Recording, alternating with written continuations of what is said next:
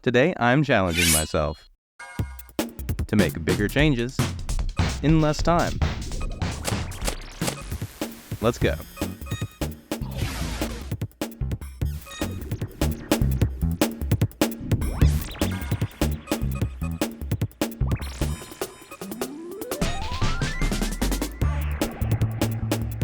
Satya clones creatures and keeps the clones around.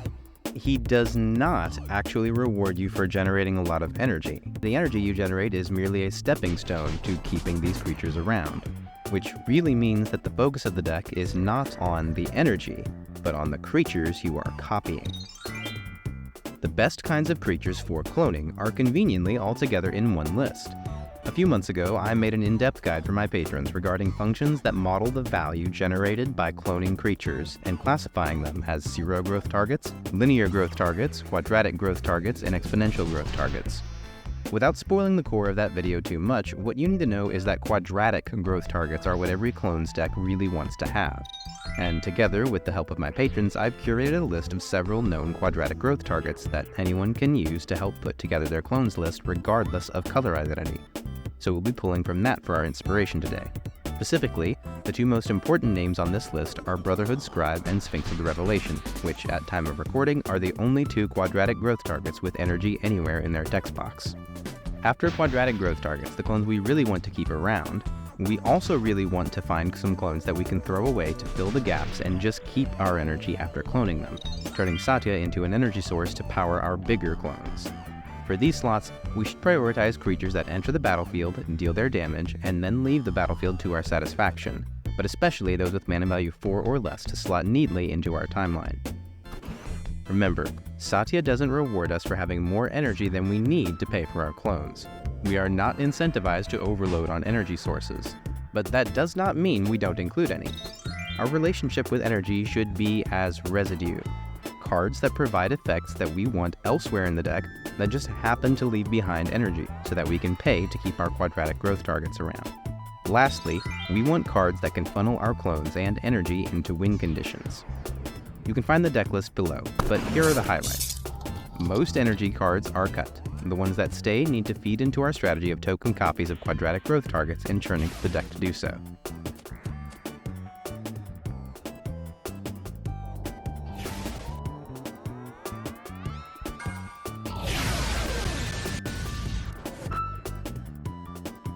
Satya costs 4 mana, and often when you have a commander that does this, it's tempting to ramp on turn 2 to power it out on turn 3 as opposed to turn 4. But in most cases, that would be a mistake. Ramping on 2 with Satya on 3 means we have nothing to copy. But if we instead play a creature worth copying on 3, we can still copy it on 4 and attack with up to 3 creatures since Satya has haste, which we couldn't do if we deployed Satya on 3. The only exceptions to this might be attacking with Satya on 3 and having enough energy to copy something on 4 and make it stick, but you would need a quadratic growth target to do that. Once our engine is assembled, use the powerful abilities of your expanding creature presence to accumulate value on your turn while you hold up instant speed interaction to protect your board. Lastly, since even overwhelming value is not victory, we can also go infinite with our commander and any one of these cards for infinite combats.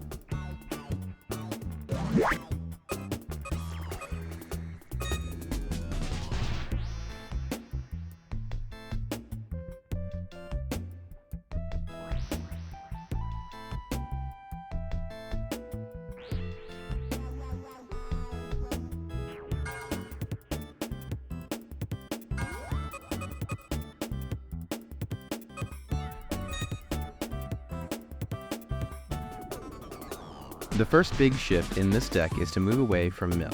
To explain why, let's first say that mill actually does do 2 really good things with this deck. It can cheat Goyfs into play as long as Disa is on the field and you mill a Goyf, and it can help you earn your Goyf points, the number of card types among cards in all graveyards. While there are a few other Goyf points that might get talked about in the conversation of Disa's deck list, these are by far the most relevant, since not only do the Tarmogoyf tokens she makes track these, but also all of the very best Goyfs for the deck track these as well. So that's what we'll be focusing on primarily. Mill does do both of those things, but what I'd like to do now is convince you that it does both of those things very poorly. and that there is potentially a much better alternative. In reverse order, let's see how good Mill is at earning your Goyf points. Since there are 9 card types, and thus 9 Goyf points, what I want to do is compare the number of Goyf points you would earn in a game with no Mill to a game where you would play a reasonable amount of Mill. First, because instants and sorceries move themselves to the graveyard on resolution, you will always be getting these Goyf points for free. People play these card types. You are definitely earning these without any Mill. Next, I'll also put creatures and lands into this category, since you're in the Jund colors and can probably just fart and find creatures and lands in your graveyard. Not to mention, everyone else's graveyards are tracked by these points as well. So there are 4 Goyf points that you're getting for free or almost free in every game, regardless of how much Mill you're running. But when it comes to Kindred type cards, there's a bit of a speed bump. See, the 2 Kindred cards that come in the deck have the Lure Goyf typing, which means they don't go to the graveyard. They will get cheated into play with Disa, instead of ever going to the yard and counting towards our Goyf points. So while these cards may have other uses in the deck, for the purposes of getting our Goyf points, these cards are dead weight. And when it comes to other Kindred cards in these colors, most of them are so utterly useless for the deck that they're not worth talking about. And that's a trap I want to avoid here. You shouldn't be playing a card just for the card type. It should be something that earns its place in the deck list outside of any Goyf point considerations. Some of my top picks here include Lignify, which is a pretty solid commander removal option in these colors, and Bitter Blossom, which makes the evasive bodies that we want to be able to trigger Disa a lot. But neither of these are really ideal. For all its merits, Bitter Blossom is actually really slow at making those flyers, and is probably really only good as a turn 2 play, which I don't love. But what really bothers me is that they're both permanents, which means that we can only ever use them or get our Goyf points, not both. What you would really want in this slot is to have a Kindred instant or sorcery that will move itself to the graveyard after resolving so that you can do both. And the only Kindred that I think absolutely belongs in this deck is Eldritch Immunity. For a single mana, we can protect 1 creature, or, since protection also prevents it from being blocked, you can overload this as a finisher to push through a lethal swing to your opponents with a massive board. But if this is the only Kindred card we run, or even if you reached for Lignify too, that's still at most 2 cards in the whole deck with that card type. I'm not convinced that a reasonable amount of Mill is going to be very reliable at finding 2 cards and earning our Goyf points. So this point just isn't likely to be earned in either scenario. Planeswalkers have a similar story. We shouldn't be running Planeswalkers just for the card type, they have to earn their place, which is already pretty difficult in an aggro commander deck. But in this case, the very best Planeswalkers we can run actually have a lot to teach us. Liliana of the Veils, every ability puts cards in graveyards, and does it in a very interesting way. First, if all we ever do is minus her to remove a blocker, then cool. It's now easier to connect, there's hopefully another creature in the graveyard, and if she doesn't survive the crackback, we now have a Planeswalker in our graveyard, so it's a win-win for us. But if we plus her, we get a few advantages over simple Mill. First, since we know what we are going to discard, we're a lot less likely to whiff and get no value from the effect of moving cards to the graveyard. We can always discard a Goyf to cheat into play with Disa, or guarantee that the discard earns us a novel Goyf point by discarding a new card type. But second, Mill is not interaction. As much as new and inexperienced players dislike being milled, Mill doesn't stop you from drawing all your cool cards. It just draws them for you. Let me explain. With the exception of Panglacial Worm, it's actually really difficult to play the cards that are in your library. Usually you have to draw them, exile them, or else only get access to the top card at any one time. But there are dozens of ways to play and use the cards in your graveyard. from flashback to escape, scavenge, collect evidence, delirium, dredge, or even just simple regrowth effects. Cards in your graveyard are more accessible than they are in your library. So, when you mill someone, you are making their cards more accessible. You are helping them out. This is especially true with more experienced players who learn to treat their graveyard as a second hand. You are giving away card advantage by moving cards from a zone of low utility to a zone of higher utility. But to compare this to discard, you are moving the cards from their hand into their graveyard, which is less accessible than their hand is. You are making it harder for them to access their cards. Discard is interaction. Mill is not.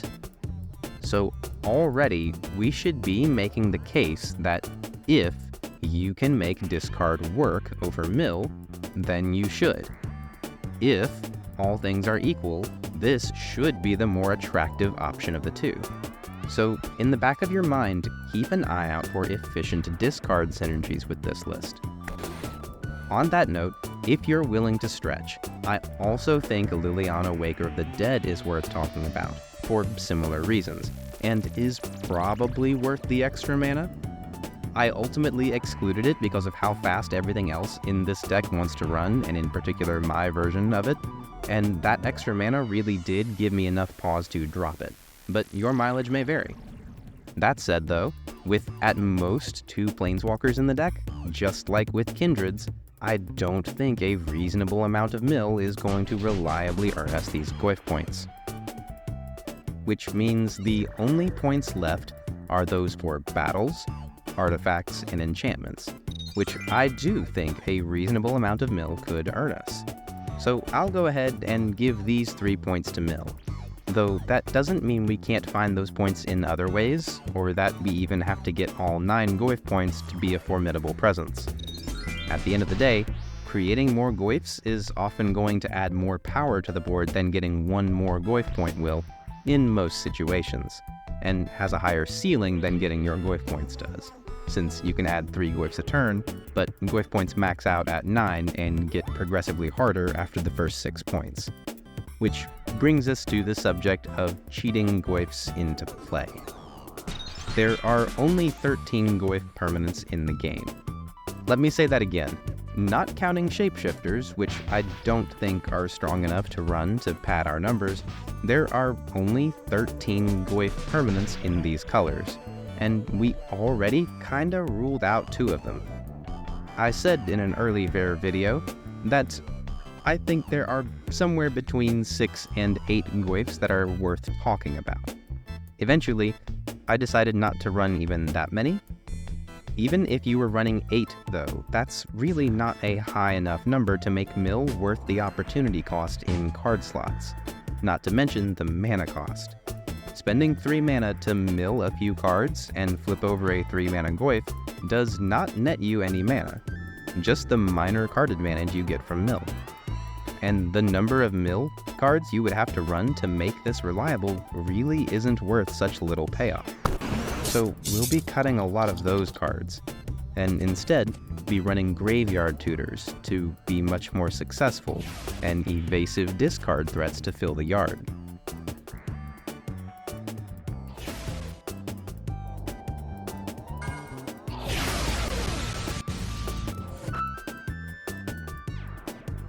On turn 1, we'll ramp into those threats on turns 2 and 3, deploying Disa on turn 4 to start making Goyfs with those earlier evasive attackers, and either drawing or tutoring Pyrogoyf into play the following turns to accelerate that beatdown.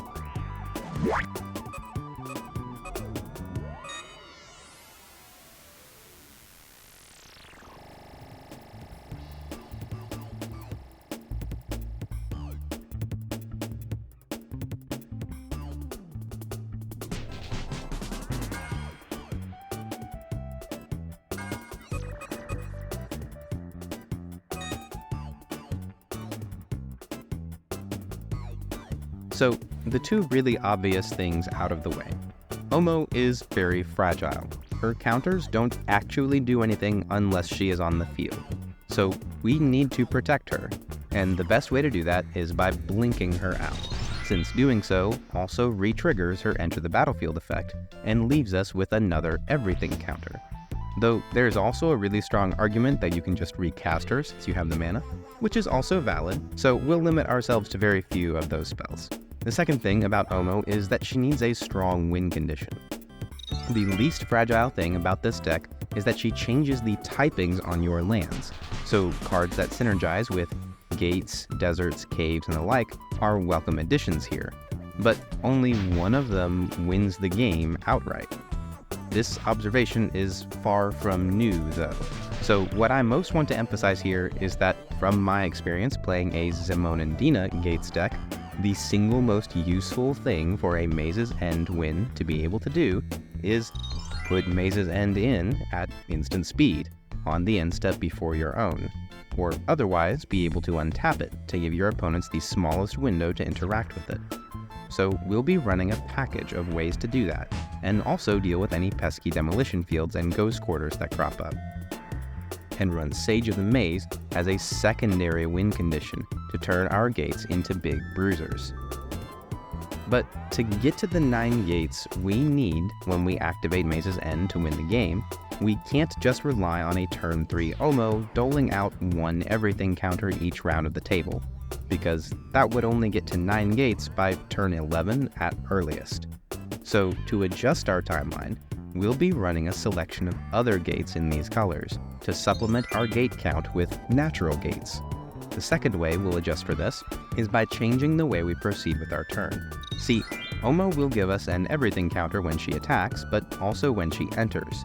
So if we attack with Omo and she dies in combat, since we didn't spend our mana in a pre-combat main phase, hopefully, we can recast her after combat to get an extra everything counter. This isn't very mana efficient though, so we'll try not to use this trick more than once. What this may influence though is how our interaction package looks. See, by attacking with Omo and then bouncing creatures post-combat, we can redeploy Omo from our hands cheaply while setting our opponents back a few turns. And we'll also try to keep a few blink spells on hand to yield similar results as protection, since the everything counters stop working if Omo is removed somehow. But the third and final way we'll alter our timeline is by playing Omo a turn early, which means we'll need to ramp on turn 1.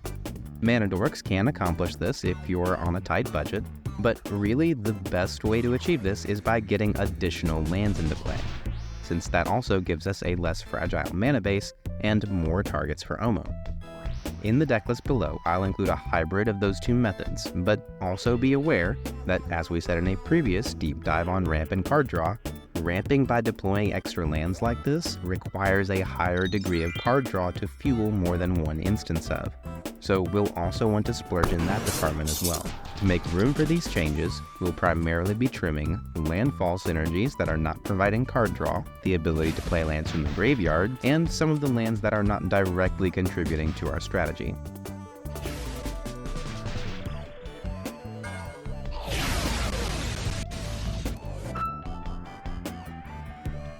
Our ideal timeline lines up some 1-mana ramp into a turn 2 Omo, followed by a simic amount of ramp and interaction to buy time for our gate count to slowly tick up before drawing or tutoring Maze's End into play for the win.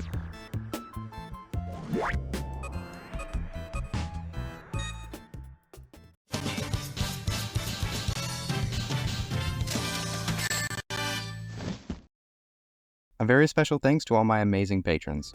When I started this channel, I wanted to talk about deck building decisions with my videos, but in practice what ends up happening is that I talk for 30 minutes about all the nuance of a deck, which is longer than I'm comfortable with posting to YouTube. Here, patrons can request priority deck techs, access extended discussions on their favorite decks, in-depth guides on complex game actions, and more. So if you enjoy this content, consider becoming a patron today. The next big project that my patrons have made possible is a comprehensive encyclopedia of lands. You can check out a sneak preview of it in this video if you'll excuse the audio. And if you like this video, here's a look at what I'm working on next. Don't forget to subscribe so you don't miss any of them. Until next time, thanks for watching.